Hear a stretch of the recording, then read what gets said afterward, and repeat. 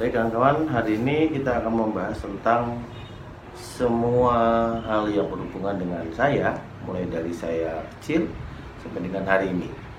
Ingat, tetap subscribe, like, comment, and share karena semuanya gratis.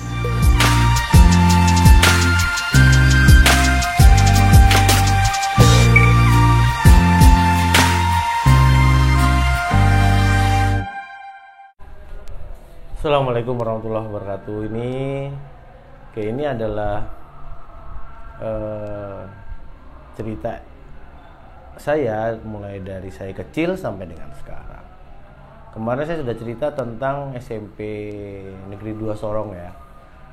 Nah sekarang ini saya pindah ceritanya nih, pindah dari Sorong karena menurut kabar perusahaan tempat ayah saya bekerja itu atau PT Usaha Mina itu menjelang kebangkrutan karena dikorupsi oleh para direksinya. Gila, itu orang kaya dulu itu zamannya Pak Harto buang-buang uang untuk saya itu. Dan menurut saya itu adalah pekerjaan hal yang tidak terpuji ya, artinya memperkaya diri sendiri. Semoga kalian membusuk. Enggak. Kok saya jadi ngomongin yang jelek-jelek soal orang ya? Enggak, kita nggak bahas itu. Jadi memang kita kembali ke topik ya. Jadi bapak saya akhirnya memutuskan untuk tidak lagi bekerja di PT Usaha Mina Persero.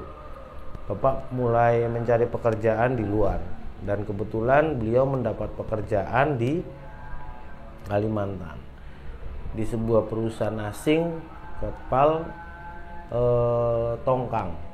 Atau kapal tongkang itu kapal yang menarik batu bara itu, jadi takbut batu bara di pedalaman Kalimantan. Nah kami akhirnya diputuskan oleh ayah untuk pindah aja ke Madiun karena kalau di Sorong sendiri kalau rasanya terlalu jauh dari Kalimantan, tapi mungkin lebih ke arah akses sih. Jadi kalau dari Kalimantan ke Papua itu transportasinya lebih rumit dibandingkan dari Kalimantan ke Surabaya misalnya, itu lebih gampang. Kan di kapal ada, pesawat juga ada. Intensitasnya lebih sering gitu. Jadi waktu ingin berangkat tuh bisa. Oke, dan kami akhirnya pindah. Kami pindah mau ke Madiun. Oh ya, ada kejadian menarik. Saat saya akan keluar dari kota Sorong atau pamitan, itu seluruh sekolahan satu kelas termasuk teman-teman saya yang saya bilang populer, guys itu nganter ya sampai ke rumah. Nganter sampai ke rumah dan menangis-nangis. Jalan kaki kalau nggak salah waktu itu. Iya jalan kaki dan wow, udah kayak pawai 17 Agustus saya pulang. Rame di belakang dan saya jalan di depan. Saya diantar dari sekolah sampai ke rumah, acara tangis menangis dan sebagainya bersama guru wali kelas saya di sana. Itu mungkin menurut saya adalah suasana yang luar biasa ya. Saya nggak pernah lihat ada perpisahan dengan teman sekelas sampai guru datang ke rumah, teman-teman satu kelas datang beserta sahabat-sahabat saya boleh meninggalkan sekolah untuk mengantar saya pulang. Coba kalau Anda punya pengalaman hal itu, Anda bisa tulis di komen bawah nanti. Silakan Anda tulis. Kalau Anda pernah mengalami situasi seperti saya, Anda pindah sekolah SMP di kelas 2, Anda pulang diantar, tidak sampai selesai loh ya pelajarannya, diantar pulang oleh teman-teman sekelas, sahabat yang beda kelas, sama guru wali kelas, jalan kaki dari sekolah sampai ke rumah. Mungkin cuma saya mungkin. Kalau Anda bisa, Anda pernah melakukan itu, Anda boleh komen di bawah. Atau mungkin yang lebih gila daripada Anda boleh komen di bawah. Dan berkesan juga sih menurut saya. Yaitu pengalaman perpisahan yang paling berkesan menurut saya. Oke, kita tinggalkan Sorong, kemudian berangkat ke Madiun. Di Madiun saya didaftarkan di sebuah SMP favorit menurut yang kakung saya dan beberapa om saya, om tante saya juga SMP-nya dulu di situ. Dan yang lebih hebat lagi, nah, Eyang kakung saya ini kenal dengan salah seorang wakil kepala sekolah. Jadi wakil kepala sekolahnya dekat sekali dengan eyang kakung saya. Eyang kakung saya namanya, panggilannya Pak Cip. Itu profilnya adalah seorang wira swasta, punya usaha servis radio, dan ketua RT. Iya, punya jabatan politik, punya bisnis. Oke. Kalau menurut saya ini komplit ya, nggak ada beda dia dengan sekarang Erick Thohir misalnya, atau Pak Jokowi misalnya. Cuman skalanya lebih kecil. Erick Thohir pengusaha dan Pak Menteri. Yang kakung saya Lancipto Sucipto, atau biasa dipanggil Pak Cip, reparasi radio, ketua RT. Jabatan yang menurut saya penting di zamannya. Kenapa? Saat itu saya butuh sekolah gitu. Saya butuh sekolah, dan dengan akses ketua RT akhirnya saya bisa masuk di sekolah-sekolah SMP. Terima kasih Bapak RT seluruh Indonesia. Waduh, yang kakung saya hebat memang. Saya akhirnya sekolah di SMP 4 tanpa hambatan, karena memang mungkin karena nilai juga bagus ya, nilai lumayan, lalu akses interaksi, akses birokrasinya juga bisa ditembus oleh yang kakung saya, dan bersekolahlah saya di SMP itu. Saya di sekolah SMP Negeri 4 itu kelas 3, kelas 3F ya. Kelas 3F kami ada sekitar 40-an orang. Bahkan sampai sekarang pun kami masih punya grup WA-nya gitu ya. Di hari kedua, kalau nggak hari ketiga, saya berantem. Berantem kedua saya di SMP. Yang pertama dulu di SD, yang kedua ada di SMP. Dan yang saya ajak berantem adalah, bukan saya yang ngajak sih. Waktu itu saya nggak ngerti, waktu saya mulai SMP itu saya nggak ngerti tentang konflik Esa Winongo Esa Trate. Jadi kalau di Madiun itu teman-teman yang mungkin ada yang belum tahu, ada dua perguruan besar pencak silat itu yang sering bertarung, sering berselisih paham. Nggak berselisih paham, pokoknya berantem aja gitu. Itu Esa Winongo dan Esa Trate, dan itu sudah lama, sejak dua organisasi ini terpecah, mungkin sekitar tahun 1922-an gitu ya. Jadi Winongo itu 1903 berdirinya, 1922 itu Trate ya. Mungkin pada saat 1922 pecah itu sampai sekarang mereka saling berselisih paham, terutama pada saat ya paling besar tuh pada saat suruhan gitu. Ya walaupun tidak setiap suruh sih, hampir ketemu, oh ini kamu siapa Trate, kamu Winongo, berantem.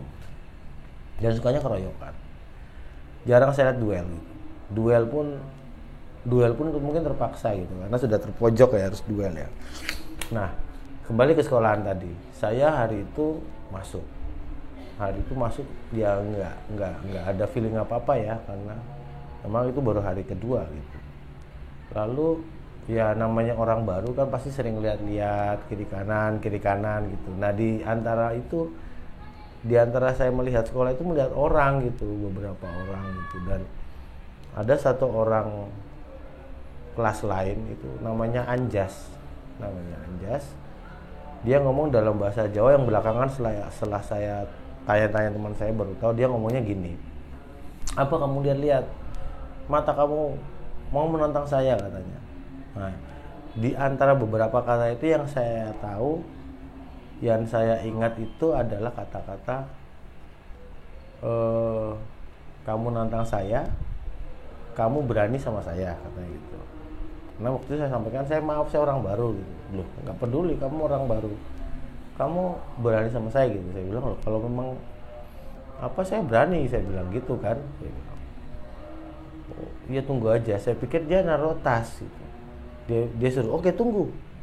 Oh ya, dia mau naruh tas nih, kita udah siap-siap berantem kan nih. Dan ternyata dia balik sama temannya, Pak, lebih gede, Pak, besar, namanya Argo. Udah mati kali mereka itu, mungkin mati karena dosanya mungkin, tapi nggak ngerti deh. Ada Argo ya, Argo itu datang dan jadi kalau misalnya Argo itu ini Argo, nah saya tuh ini Pak. Jadi Anda bisa bayangkan perbandingannya ya. Argo telunjuk, saya kelingking gitu. Gede, udah kayak raksasa hitam. Jalannya gerubuk-gerubuk sambil mungkin dia ngomong kayak gini arti Indonesianya kali ya. Cuma saya tanya waktu itu, pakai bahasa Jawa sih mereka. Endi? Mana orangnya? Mana anaknya?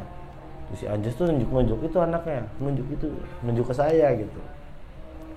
Nah itu kan pagi ya, belum pada masuk ya, masih pada ngumpul di depan kelas. Mereka pada ngeliatin ada apa gitu, termasuk teman-teman saya di depan kelas. Kemudian saya didatengin, terus saya dipegang baju saya lagi, pegangin diangkat, saya diam. Dia bilang, kamu anak baru? Saya bilang, iya saya anak baru. Kenapa? Saya bilang, kamu berani sama dia? Loh, saya salah apa? Kalau saya nggak salah saya ditantang, ya saya berani aja gitu. Dipukul saya Pak, buak, saya balas, buak, habis itu dipukul berkali-kali. Aduh, tapi untung nggak sampai bobok belur ya. Waktu saya tangkis gitu. Padahal nggak punya modal bela diri yang bagus itu. Ya dulu sempat, ya saya lupa ingat, dulu saya sempat ikut karate tapi ya cuman ban putih, ban putih, nggak sampai ban kuning dan sebagainya. Tapi saya tangkis itu. Nah, kami dihentikan oleh suara teman-teman gitu, termasuk ada guru yang datang. Kalau nggak salah siapa yang baca? Saya lupa, ada ibu guru. Dan ya, saya ingat kami dibawa ke ruang BP,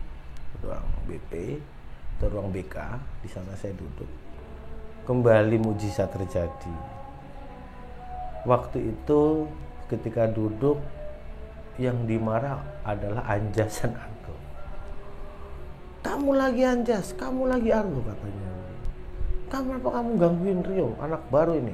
Orang nggak ngerti apa-apa. Iya bu. Saya bilang, wah saya kok nggak dimarahin. Dia bilang, udah Rio kamu balik ke kelas. Gak apa-apa bu, beneran. Iya kamu balik ke kelas, biar mereka aja yang nanggung hukumannya.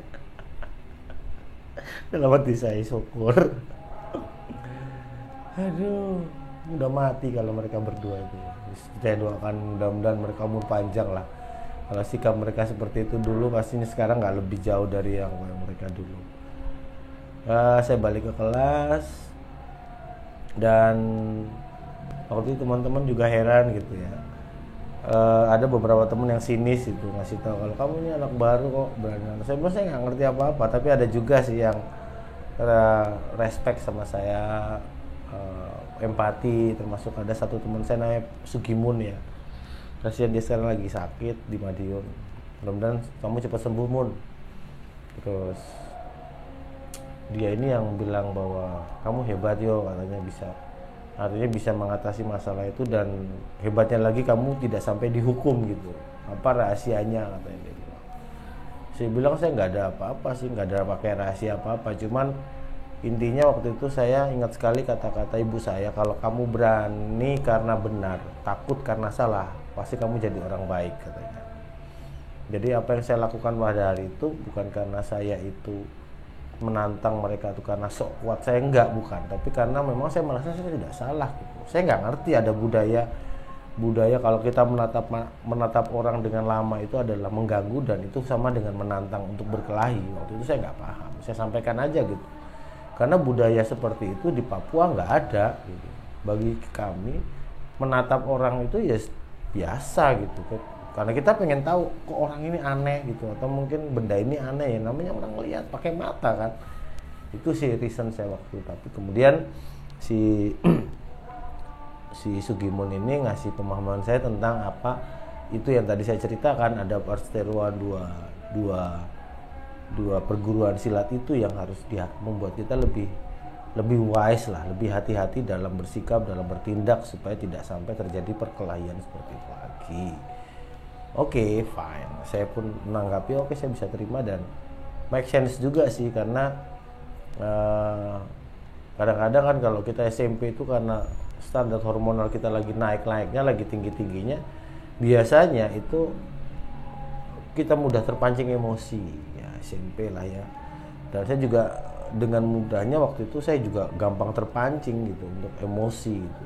dengan tantangan perkataan si Anjas tadi itu. Ya memang itu proses sih kawan-kawan, terutama yang sekarang masih remaja ya, dalam arti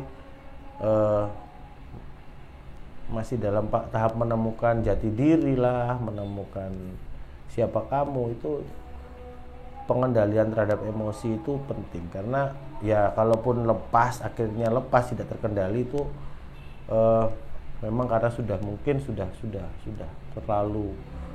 terlalu besar yang kita tahan. Jadi saya pikir yang harus ada penyalurannya gitu.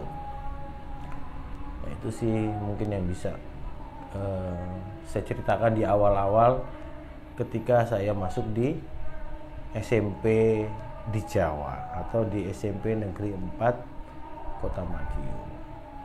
Jadi kita lanjut di cerita kita yang selanjutnya. Terima kasih. Assalamualaikum warahmatullahi wabarakatuh.